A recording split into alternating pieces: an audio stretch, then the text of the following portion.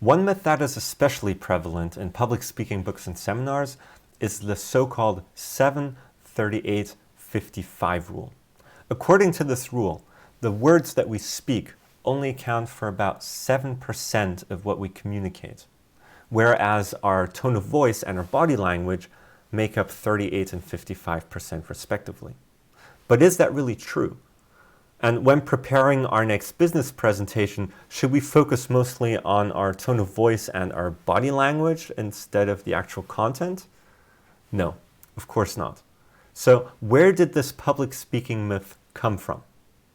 In 1967, Albert Mehrabian, professor at the University of California, conducted 2 experiments. In the first experiment, he had students listen to recordings of individual words. These words such as love or brute. And each word was recorded with 3 different tones of voice. Sometimes with a positive tone of voice, sometimes negative, sometimes neutral. The task of the students was now to decide, after hearing one of those words in one of those tonalities, whether the speaker had a positive or negative attitude toward that student. What Mehrabian found was that the tone of voice, whether it was positive or negative, had a much higher impact on the student's perception than the word itself being a positive or negative word.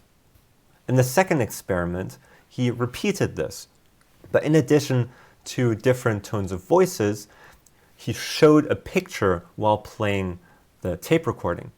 And that picture was either of a face with a positive facial expression, a negative facial expression, or a neutral facial expression.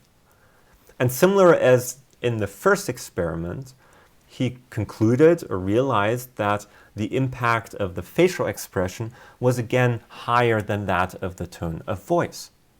And the ratio between the words, the tone of voice, and the body language was 7-38-55.